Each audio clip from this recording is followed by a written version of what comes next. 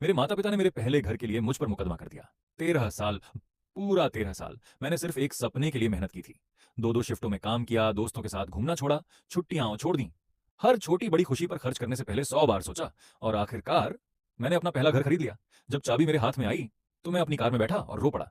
ये कोई महल नहीं था, बस एक छोटा सा 3 बेडरूम का घर था, लेकिन वह मेरा था। मुझे लगा था कि अब जिंदगी की सबसे बड़ी लड़ाई जीत ली है, लेकिन मैं गलत था।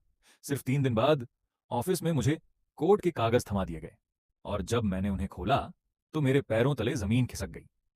मुझ पर मुकदमा करने वाले कोई और नहीं, मेरे अपने माता पिता थे। उनका कहना था कि यह घर मुझे नहीं, मेरी बहन सेज को मिलना चाहिए। पहले तो मुझे लगा कि यह कोई मजाक है। मैंने माँ को फोन किया और हंसते हुए पूछा, ये सब क्या है?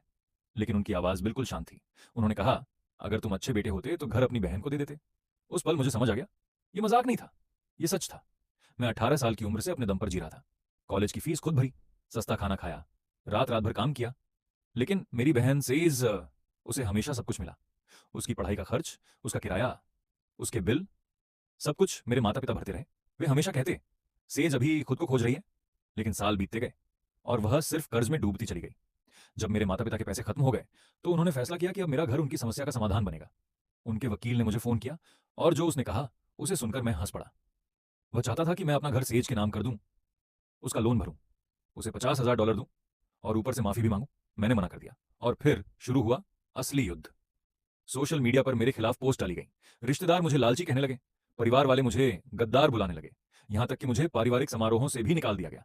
फिर मेरी बहन ने रोते हुए वीडियो बनाना शुरू कर दिया। वह मेरे घर के बाहर खड़ी होकर कहती, मेरे अपने भाई ने मुझे धोखा दिया है। अजनबी लोग मुझे संदेश भेजने लगे, कोई मुझे निर्दयी कहता, कोई स्वार्थी। लेकिन सबसे डरावनी बात अभी बाकी थी। मेरे पिता मेरे ऑफिस के बाहर आने लगे, माँ मेरे जिम पहुंच जाती। उन्होंने मेरी जासूसी करवाने के लिए निजी जासूस तक रख लिया, लेकिन उन्हें कुछ नहीं मिला, क्योंकि मैंने कुछ गलत किया ही नहीं था। फिर आया कोर्ट का दिन। मेरे माता पिता, बहन और चाची एक जैसी टी शर्ट पहनकर अदालत पहुंचे। उन पर लिखा था, परिवार सबसे पहले। उन्होंने एक फोटोग्राफर भी बुला रखा था, मानो कोई प्रदर्शन होने वाला हो। सुनवाई शुरू होने से पहले मेरी बहन मेरे पास आई, रोते हुए बोली, मैं तुम्हें माफ करती हूँ। मैं पीछे हट गया, और तभी वह अचानक लड़खड़ाई और ऐसे दिखाने लगी जैसे मैंने उसे धक्का दिया हो। चाची चीखने लगी, इसने अपनी बहन पर हमला किया है। जज का धैर्य टूटने लगा था। फिर उनके वकील ने सबूत पेश किए, बचपन के खिलौनों की रसीदें, पुरानी तस्वीरें, जन्मदिन के उपहारों की सूची, मानो इससे साबित हो जाए कि मेरा घर उनका है। जब जज ने सेज से पूछा, क्या आपके पास नौकरी है, तो उसने जवाब दिया, मैं अपनी रचनात्मक पहचान बना रही हूं। जज ने फिर पूछा, आय कितनी है? पूरा कोर्टरूम खामोश हो गया, कोई जवाब नहीं था। फिर मेरी बारी आई।